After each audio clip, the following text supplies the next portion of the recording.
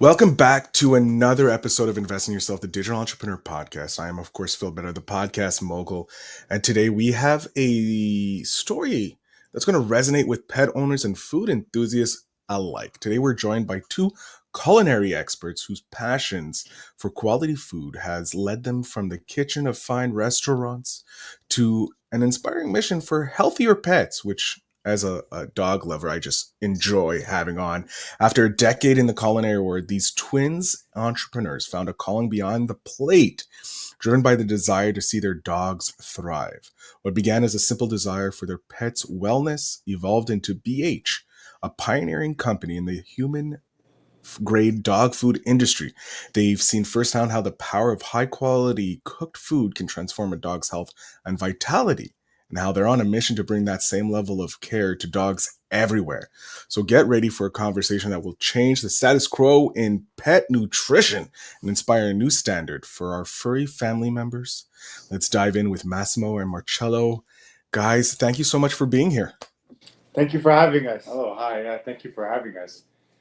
Now, you guys went from the kitchen of high-class restaurants to the pet kitchen, which is a big change, because normally we're used to, as pet owners, we're used to going to the store, getting the kibble, just putting it in and not really thinking about what's going into our dogs or our pets' stomach and their nutrition.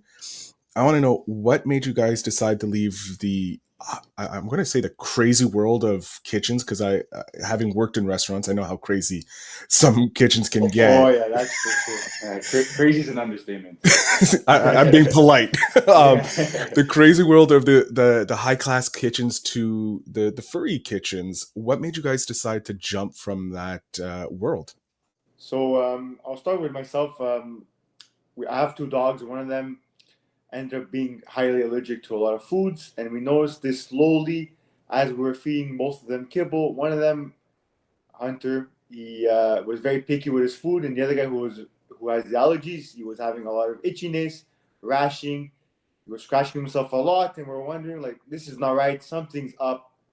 Spoke to the vet about it. He's allergic. He probably has a lot of allergies, so to give us some advice on how to process of elimination, figure out what he's allergic to, what he's not allergic to. And then it came to a point where, you know what, we have to cook his food. So a lot of these kibble companies don't consider cross-contamination or many other, what's the word I'm looking for? They don't have high standards when it comes to cross-contamination or intercontaminants. So we took it upon ourselves, obviously, as a mission. Obviously, being in the culinary world, we're very comfortable with cooking. We knew that we could take on this challenge. With the help with veterinarians, we spoke to also animal nutritionists to help us formulate our recipes for our dogs. So we started off with that. My brother started, with the help of me, of course. We worked together. We cooked the food for his dogs. We cooked the food for my dog. And over time, we're like, you know what, learning about the food industry for dogs and knowing about all the problems that it has and how it's not regulated. And there's a lot of issues with what companies are putting in the food. We're like, there needs to be a change. We need to do something about this. We want to be able to, have pet parents have trust, and reliability of what they're feeding their dogs. So we decided to make a change and make a stand for dogs and, fight for what they deserve. And they deserve real food. They deserve food that makes them not only feel better, that helps them thrive. So yes, it's a big change from doing culinary and doing fine dining, but there's one thing that hasn't changed is the passion. Exactly. I love that. Such a gratifying feeling to know that what we're giving them, they honestly enjoy a lot. You see it in their faces when it's mealtime. Honestly, usually I feed my dogs around 5:30. At 5:25, they're already lining up at their bowl waiting for their food. Well, when you have two amazing chefs cooking for you, everybody's going to be lining up, right? Especially. Fair enough. So with that transition from going from the high stakes, high pressure of a commercial kitchen of a restaurant, which we all know can be insane if we ever been to a restaurant during a rush, um, to kind of a more laid back kitchen. I would probably say a little less stress, but there's still stress, obviously. What are some of the lessons you had to unlearn from cooking for humans to cooking with for your pets? Okay, so some lessons we had to learn. Obviously, putting a lot more care in the exact ingredients that we're using. So in the restaurant industry, obviously, we order from suppliers, and usually it's not not necessarily us that take care of it. It's the head. It's usually the person who takes care of the money. So we took a step back from ordering from just anybody, and we actually went to talk to the companies. We went to talk to. We did our own research, knowing what exactly goes into the food, and if it's either if it's how it's grown, if it's organic, what pesticides are they using, if they're using them, how the animals are raised. These are all key factors of how nutrient dense the food is and how good it is for our dogs. And then it works the same thing for us. There's a lot of correlations that we didn't necessarily realize, or we didn't, know that how similar the food that we eat and the food that our dogs eat affect our everyday life. So just on this journey, learning about dogs, we learn so much about ourselves and what we should be eating and the changes that we should be making. And overnight, like we noticed the difference for ourselves and also in our dogs. So that's one big thing we really learned. Another thing for sure. Sorry, did you have something to say? Oh yeah, basically going back to the source of where we're getting our food and who's making it, who's growing it, why, and their stories too. Learning about them, learning about their passions, not just buying from anybody and everybody. Just going locally as well and supporting our local businesses and being able to thrive all together. You know what I mean, as one, and being able to showcase not only that we make delicious food, but that we're getting it from local farmers, local suppliers, and that way everybody could thrive all together because we're in a world that gets a bit crazy. Yeah, we're a community, right? So Want everyone to we thrive. want everyone to be doing well, right? So one really important thing that also we had to take a step back. Well, restaurants, obviously, a lot of places they'll serve foods from all over the world, right? We get stuff imported every day. If it's not fruits, if it's not even vegetables, but the importance of not only eating local, but also eating the stuff that's fresh from that's harvested recently.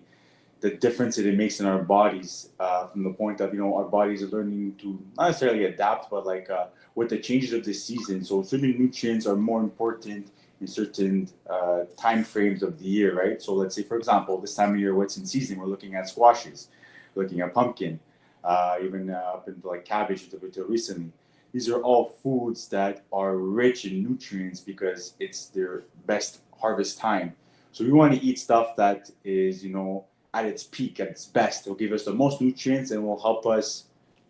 And go ahead. Will help us for the upcoming months, prepare us for the winter months. This makes a huge difference in our dogs, and this makes a huge difference in us as well. And also the fact that when it's in season, it's a lot more flavorful. You're not just eating bland vegetables and whatnot. Yeah, that's another big one. Is the flavor. The flavor is the most important. We thrive for our dogs' food to be flavorful as well, because obviously they want to enjoy. We want them to enjoy eating as well. It's not a chore. It's not something that they drag their feet to do it. When we used to feed our dogs kibble, we used to have to fight with them to eat sometimes. They wouldn't eat for 2-3 days. They didn't want no nothing. We used to think like, how come they doesn't want to eat? I don't understand. Well, it's because they didn't like the food. Plain and simple. I like that. I like how you're bringing the culinary high class to your pets' meals, because they do deserve it. There are family members. They need to have that good food. It's not just nutrients fuel to keep us going for the day. We want to enjoy that, exactly. And instead of just eating grass, because dogs for some reason like grass. With trying to source local products for your food for the dogs and the better kibble for the animals, have you run into any kind of like supply issues that you weren't fully prepared to deal with, or was it kind of like very smooth and you're like, wow, this is a surprise? So I wouldn't say it was not very smooth. We had to do a lot of research, and The problem is sometimes some places are a little bit far, so travel time, if they're able to deliver or not, so a bit of driving around. But these are things that we're slowly working out, and that's probably one of the biggest issues is just finding not only the places, but obviously like it needs to be, we got to be able to get the produce as well and be able to supply, the demand of our clients as well. So it comes a lot of playing around. There's a lot of, I'm sure you know this as well when it comes to entrepreneur. There's so many great ideas you have, but there's so many things you don't think of that might be a problem that you learn along the way, and it's just learning how to adapt and being problem solving. Like figuring out, okay, maybe this place, we like this place, or whatever, but you know what, it's too far. It's not feasible for us to get there. So find somewhere else. Maybe find a middle ground. Maybe meet halfway. These are things that we're, as any entrepreneur, you learn along the way, and you learn to your problem solving becomes better and better, right? Yeah. So When you first started reaching out to, I'm guessing you're going to like farms, local places like that. When you started informing them that you were cooking for dogs, what were some of the reactions you were getting from your suppliers? Because I'm pretty sure they're like, we usually send to restaurants for humans, not dogs and cats. Some Um, of them, yeah. some of them were excited. Some of them were a bit surprised. Obviously, there's some people who are very pet friendly and very pet oriented. Other people not so much. But I mean, when it comes down to it, they're always happy to help and inform us of what they offer and how they go about. Because a lot of times they have passion for what they do, especially these little places and whatnot. So they love just to talk about why they do it and how they do it and what are they using, right? So it was a bit of mixed feelings between some people. Most people were very, welcoming and very, encouraging, saying, you know what, I've never heard of this. This is really cool. It's a great idea. I'd love to help you out. Let's work together, talk a bit more about it, meet them in person. Other people not as enthusiastic, but still willing to expand and and learn something different, because not everyone's a dog person, to be honest with you, or a cat person or animal person, but you know Yeah, what, that's okay. As they all have a common goal is to produce a good product that's that's beneficial exactly. for all of us, right? So for them, they think about it. They're like, yeah, it's it benefits humans too. Why can't we benefit dogs as well? So in that aspect, yeah, they're definitely they're more than willing to help us and work with us and make it as best as they can and make it work and make it feasible.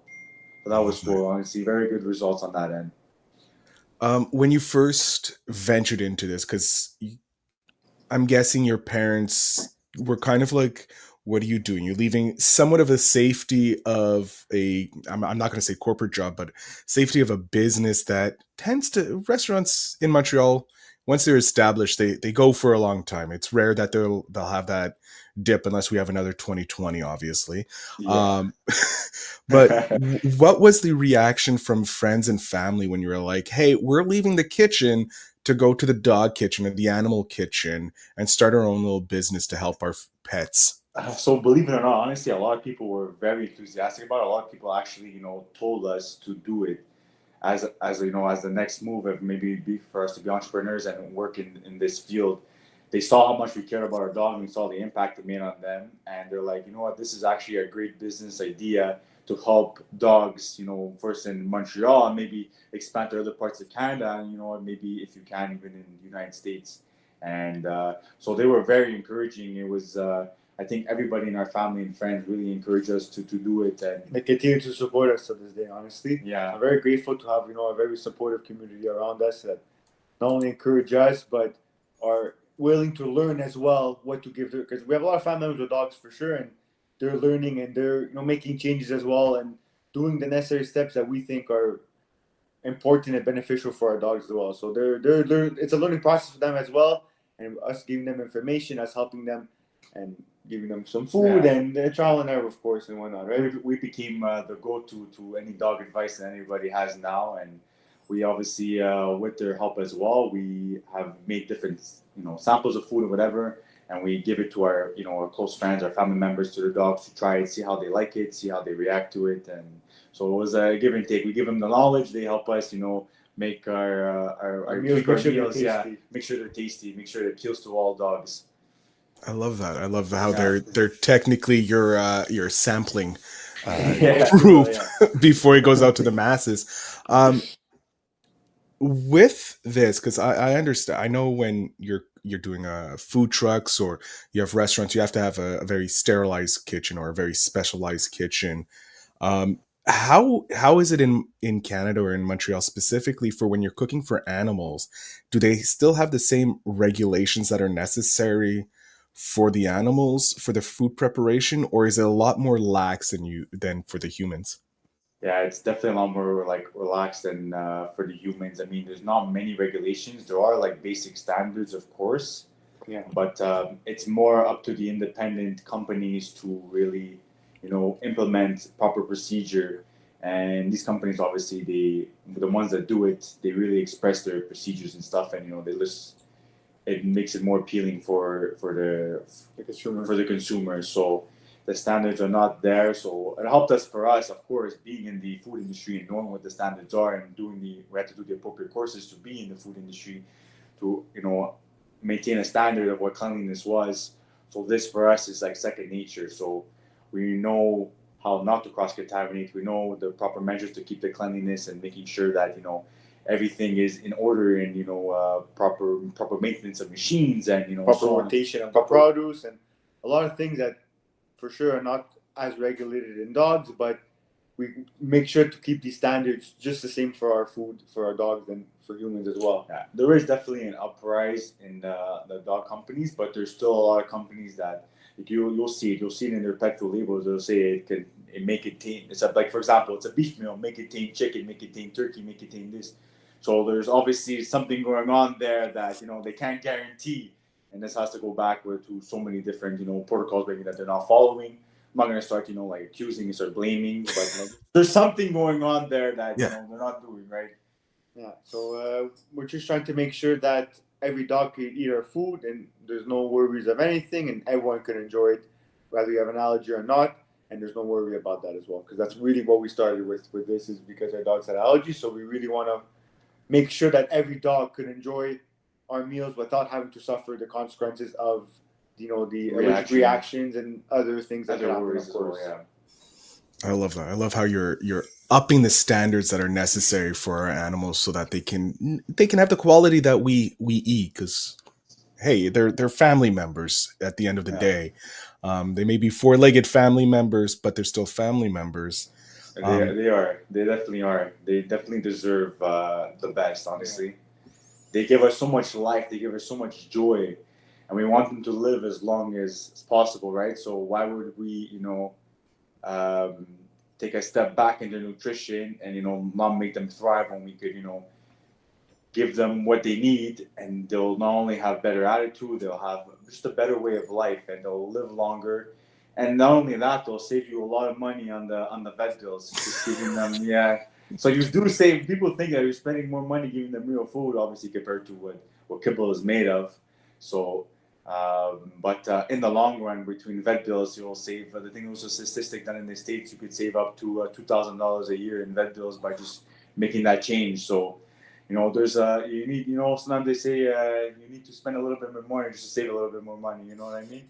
Yeah, I'm reminded of a saying that when it comes to talking about poor people, or if you don't have the money, if you can't go to the dentist to get a cleaning today, next year you're paying for a root canal. So if you're not giving your dog the good food, you're taking a year off their life, or you're damaging, you're paying for it later, Exactly.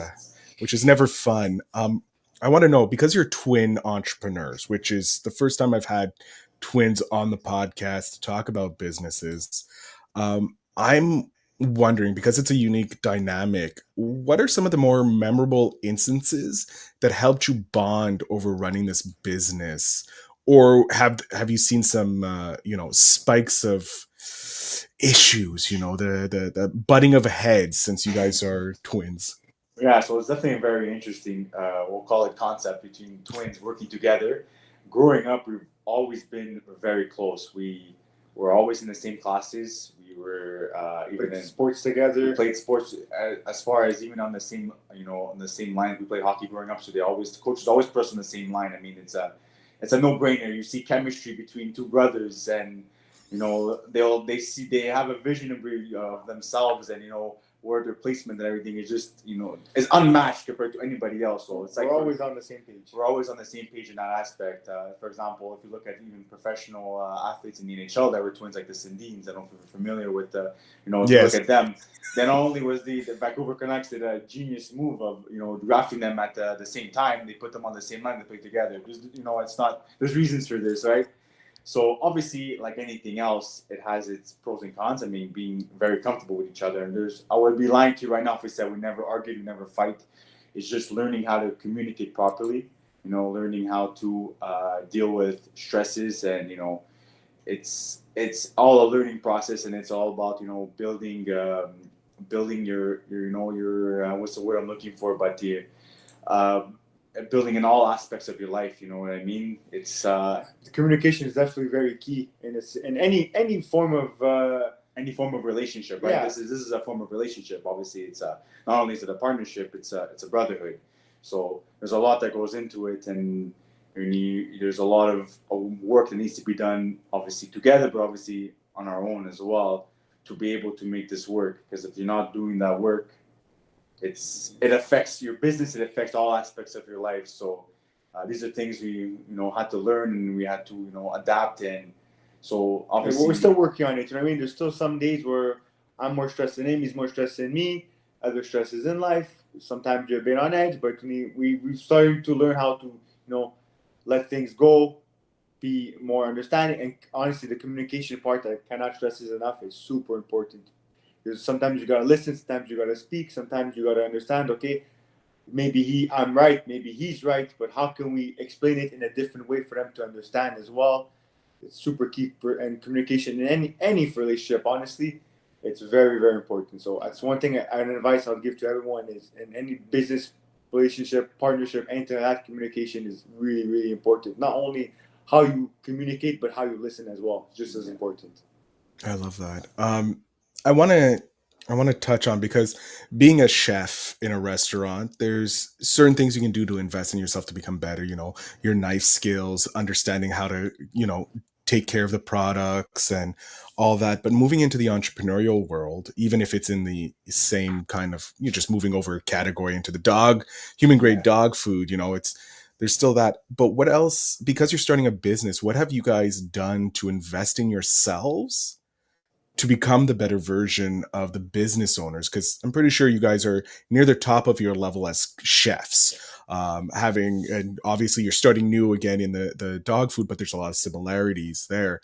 But as a business owners, what have you guys done to invest in yourselves to become better?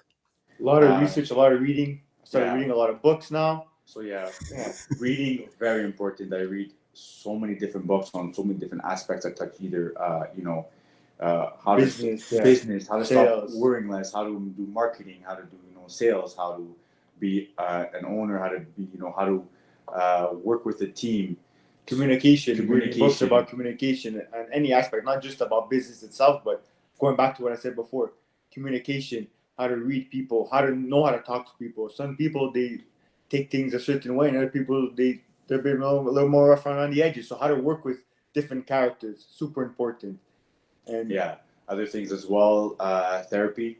People think that therapy is only for crazy people. That's not true. A big misconception with therapy. Honestly, a lot of big companies, big corporations, big entrepreneurs, they all do some type of therapy. Even at the beginning, it teaches you so much about life, teaches you so much about so many different aspects. Being more self-aware, super important. If you're not self-aware, it affects all aspects of your life, right?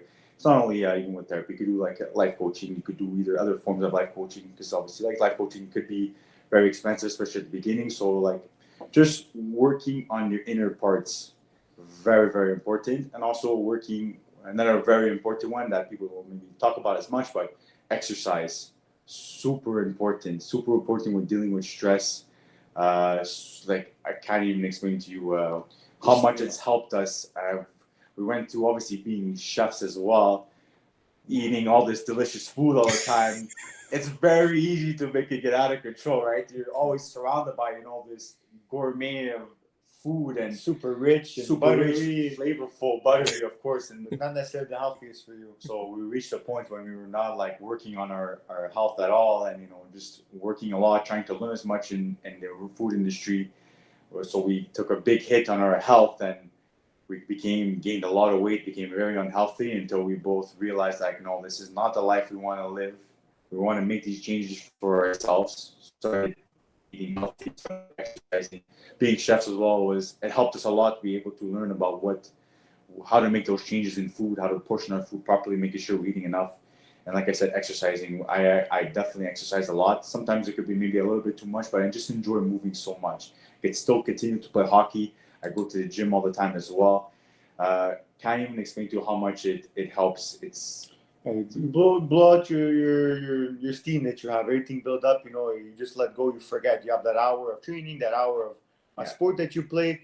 You forget about everything else, and you just I do a lot of inner work when I'm at the gym. People sometimes think I'm crazy. I don't listen to music, nothing. If I could, I'll put earplugs in just to listen to my thoughts. And very controversial. A lot of people think that we're crazy, but I'm not a fan of listening to music while I train. I like to be. It's a distraction. I don't want to be distracted. I want to be focused on what I'm doing, and two, I want to be able to process things that happen throughout the day. Maybe I was too busy at a certain point to process something. It really makes me become, go into myself and be more self-aware of what's happening, and think about certain situations. How can I, maybe done it differently, worked a bit better. It's not a time to be hard on yourself. It's just a point of like reflection, learning how to be. At the same time, we enjoy exercising, so it's a time for ourselves to have that peace and tranquility, and do what we need to do for our body, and then at the same time for our mind as well, just to rejuvenate. And obviously, there's many other aspects of the training itself or the sport itself that brings benefits into your life and benefits as well. Yeah, that's it. And very important while being an entrepreneur is obviously it gets very cloudy and it's very hard sometimes. You get so fixed on working on your business that it pretty much consumes your life, and you just abandon all other aspects of your life. And it could work up to a certain point, but at a certain point, it's gonna destroy you. So you need to find balance. It'll bite you in the ass. That's for sure. It'll bite you in the ass for sure. Balance is super important. It's very important. I cannot stress that enough. Honestly, working in restaurants, it like you said, it gets hectic. It gets crazy. The hours are long. I cannot tell you how many weeks we've done 70+ hours and neglecting every other aspect of our life besides work. Yeah, we got better. We were really good at what we did, but at the same time, it took a toll on your life, took a toll on your health, takes a toll on everything. On your relationships outside of work as well, family members, events you miss. So can't stress that enough. Balance, super important. I love that. I love how you touch on a few things that are super important. Therapy, one is, if I died, I'm a huge proponent of therapy since I started in 2020. And I think it's the best thing for people just to learn more about who they are and how the past can actually influence your future in ways that you never know. I'm surprised about the lack of music or lack of podcasts or distractions, as you put it, while you're working out. That is something I can't do. I just get distracted by everything else if I don't have something just talking to me when I'm working out. But I can understand it. It is a place to have your subconscious start pumping out the answers that you were looking for. I do it with yoga. Yoga is for me. That's where I get to think when I'm working out. I need to hear that muscle. I need to have that metal boosting me up to get me going, because working out is a little bit of a chore for me. But I understand the lack of distraction that's for yoga for me. So I get that. Yoga is definitely amazing. That's another good one. I've had a bit of trouble getting into. I would love to get more into it. Even meditating as well, very similar, right? So those are two great tools of getting in, like you said, in yourself, and getting in your thoughts as well. I'm curious, because you guys are still relatively young entrepreneurs in this game with a new business. Where do you guys see yourself in 10 years from now with BH and with your guys as during your entrepreneurial venture? Where do you want to be in like 10 years? So in 10 years, we would like to, one, obviously, be able to sell at least across Canada and having, good quality food for our dogs, as, as be able to touch as many places as possible. And we want to also be able to not only host seminars, do more podcasts, and also have our own platform that gives the knowledge and gives the information that pet parents need to better and learn and better their dog. So we want to not only be able to supply with food, but we also want to teach. We want to be able to create that environment for people and get, as you know, I want to be able to grab people from all different expertise in this industry and be able to have a platform where everybody could, acquire and go on it and be able to not only cook for them for their dogs, but be able to learn how to take care of the dog, how to feed the dog, different treats, recipes, activities they could do, even from toys and exercises and different and all aspects. Training as well. And just have everything in one place so people can I know where to go, I know where to learn, I know how to get all information together and be able to give my dog a better life. So we just want to inform and teach as many people as we can on what they need to do to give their dog the best they could give.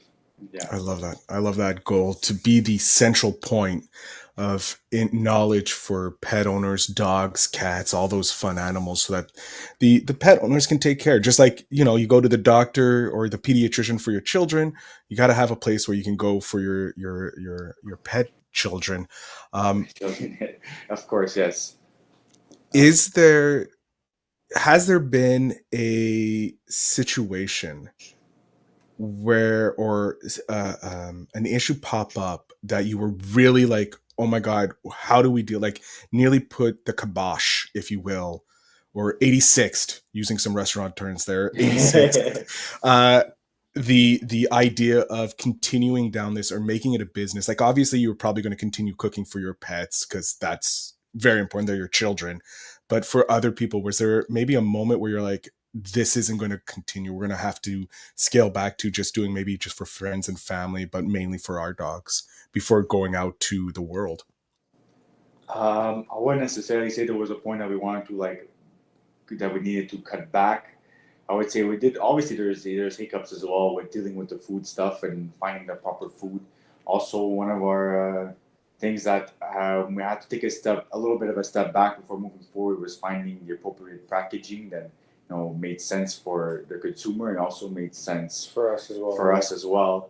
I don't want to just put it in any old container. It's got to be something that is, one, safe, two, is convenient. So we've been working a lot on that. We had to 86 a lot of ideas that we had for the packaging. But overall, a bit of trial and error. But overall, we haven't really had any, I would say, major setbacks that really made us second guess what we were doing. I can't say, obviously, there are people that we've spoken to that maybe weren't as enthusiastic about these ideas. But for the most part, like, everyone that we've spoken to about this, especially people that have their own pets, they're super interested in learning and knowing what's better for their dog, right? As soon as it touches their heart, right? It's just, their dogs have a special place in their heart. So as soon as they hear that, oh, I could do these little tricks, these little tips to help my dog just live a little bit of a better life or help certain issues that they're having, people are all ears, you know what I mean? And it's just amazing to see. We these people we love to talk to them. We love them with all our hearts, that they're willing to make at least small changes to grow the health of their dog. It's all about the little things. A lot of little things make a big difference. Yeah, you wouldn't. I love There's so many little changes that you can make, even to get started. People are obviously very nervous to make a big change from like kibble to like whole food. People have obviously so many questions. There's so much unknown about it as well for the most part. So getting them just informed and we're starting with small changes makes a huge difference. And then slowly learning, when they get more comfortable, it's a process, right? Like anything else. So that's why we want to have a platform that we could provide that information for them as well. So that's why doing stuff like this too helps us educate people. And we're obviously we're planning to do 2 seminars in the beginning of the new year, to have a place that people could come and they could ask us questions, and we could answer all the questions, provide them with all the information they need to and some to be able to start, where they can start, how they can make their own meals for their dogs, and so on and so forth, right? So we just want to educate as much people as possible to make those changes. Going back on your question a bit, but not specific on that topic. Not necessarily a setback, but once I remember this is something that always will stick with me for the rest of my life. We did our first pop up, if you will, with this company called Possum. Super amazing people, really nice. They were super welcoming, gave us a lot of tips, tricks, and information, and not just about the dog food industry, but about entrepreneurship and everything. Hats off to them. They were super nice, amazing. And anyway, so going back to my story, we had this girl that came up to us, started talking to us a bit about what we do, whatever. She was a bit intrigued. She had a dog herself, and when she saw what we were doing and whatnot, she was a bit puzzled, and she was like, and she said this in French, and it still to this day sticks with me. She said, "Sont quand même des chiens." Like she basically was like telling us, like they're just dog. It's just a dog. Why? So that's something that like kind of hit me a bit personally. I was like, it's not just a dog, but everyone has their entitled opinion. But that will stick with me the rest of my life, and I know that I just want to prove her wrong even more. That it's more than just a dog. It's that was the only time we've ever had. What's that word? Nearly negative feedback. It's not negative. It's just a difference of opinion. Because exactly, like I look at it like as they're living, there are my family member. They're my child if I have my own dog, or they're my brother when it was my parents' dog. But when they did pass away, it's still a dog. I'm not gonna. It hurts a lot. It hurt a hell of a lot when you have like 15 years with a pet, and then you see it shuffle off the mortal cradle. Yeah, I can understand. It's hard to wrap my head around it, but I can see people going, "Oh, it's just a dog," it's nothing. But for other people, for people, cat ladies, this is my child. This is like they're my brother. It's a family member. It's pretty. I don't know. For me, it's just the way I see it. It's a family member. Whether it's a dog, whether it's a cat, whether it's a bird, it's part of the family. It hurts to see them go. Especially when they're there for so many years. Like you said, 15 years, sometimes even longer. It's you're so used to having this happy-go-lucky person in your life. Yeah, it affects you no matter what. The way I like to see it is, yes, they don't live, let's say, like as long as life as us, and it is a small period in our life. So it is a fraction of our lifetime, but for them, it's their whole life. So true. You know what I mean? Yeah. So you want them for their whole life to live, as happy as possible and as enjoying, and give them as much enjoyment as possible. I try to take my dog on so many adventures because their eyes to the world are only as big as you let it be. So if you show them a small part of the world, that's the only world they'll ever know. But if you get to make them explore, they'll have money. They get to experience a lot more. They get to enjoy life a lot more, and you get to see them in a lot more happier mood and enjoyment. Just seeing the smile on my dog's face, just taking him around everywhere. It's unmatched. The happiness that it brings you. It's like for like a child. When you make your kid, you make them experience new things. You make them do different things. You get them certain toys or whatever. It puts a smile on their face. It makes them happy. It's the same thing with dogs. Obviously, they can't express it the way baby children can, but as a pet parent, you definitely know when your dog is happy and your dog is sad, right? You sense it. I remember a time taking one of my dogs out. He broke his tail. He was so happy, wagging it so much, and we were scared. Like, oh my god, what happened to his tail? The vet was just like, yeah, you made him too happy. You made him stop.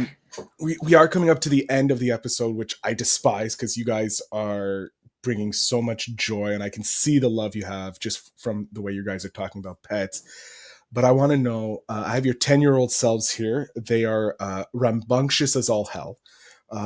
They're just bouncing off the walls. But I would love to know what piece of advice you guys would love to be able to hand back to your 10-year-old selves that you think would help them later on in life. I'll let you go first. I would say trust the process. For me, is a big one. Knowing that times could be tough. Obviously, there's obviously hiccups and there's things that happen, but trust the process. Be positive and be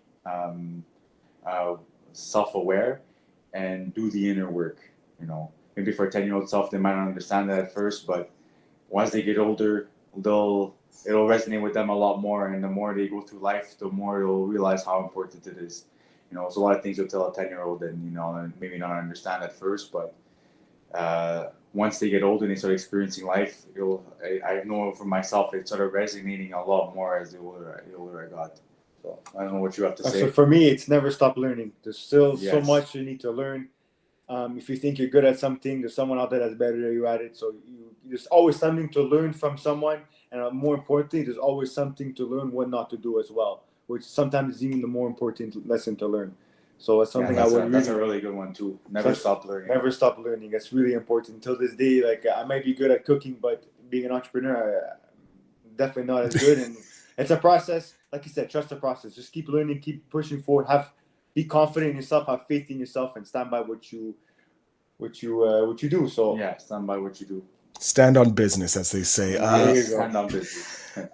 Guys, I'm going to jump off stage here. I want you to talk to my audience. Let them know if they're in the Montreal area or if they're looking for information on how to start cooking better for their dogs, doing human grade food for their pets. I'm going to jump off stage. Let them know where they can find you, follow you, and stay connected with you guys. The floor is yours. Perfect.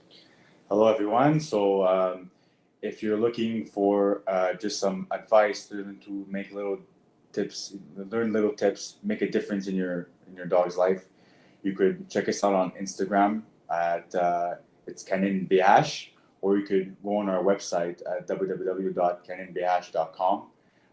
If you're in the Montreal area, you could give us a follow and look out for our 2 seminars that we are looking to do in the new year.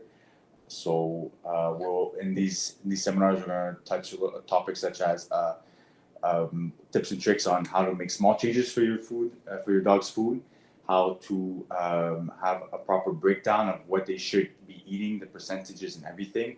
We'll give you recipes. We'll talk about different types of nutrition, talk about even as far as more in depth of specific treats and so on and so forth. So I would highly recommend checking out those seminars, and they'll be just full of information. So we'll be posting on our website, on our social media as well. My brother had mentioned Instagram as Facebook as well. You could find us. Just keep an eye out for when we're going to be posting our dates for our seminars, and feel free to always message us if you have any questions, any concerns, or you just want to chat and learn a bit about what we have to offer, or anything you want to learn in general. You could message us whenever, and we'll be more than happy to help you as much as we can. And if I can leave you guys the one tip to help you just better your dog nutrition just a little bit, if you're feeding your dog kibble toppers that you could make at home that are super simple, just sauteing some meat and just putting it on top, even other vegetables, just a little bit sprinkle on top just to give them real whole food nutrients, makes a world of a difference. Another fan favorite I have is bone broth. Put bone broth in their food, help moisten their kibble a little bit. Those are all amazing starting steps to making your dogs live and thrive a lot better. Thank you so much. Thank you very much, guys. Oh, Massimo, Marcello, I can't thank you enough for being here. Just chatting with you guys and learning just that tip with the bone broth and sauteing some fresh meat or veggies to take the kibble to the next level and get them used to human grade food. I thank you so much for being here, guys, and I was so glad to have you guys on the podcast. Thank you for having us. It's been a pleasure, honestly, getting to know you a bit, and we like your podcast and what you're doing and how you're trying to teach everyone in different aspects. So yeah, we love that. Thank you so much.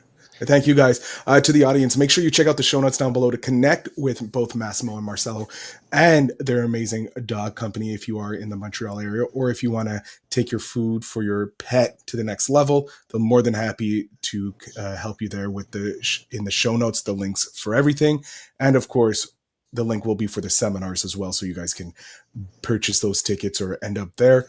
I want to thank you all for listening. Thank you guys to the twins for being on the podcast and sharing their story. And as always, remember to invest in yourself.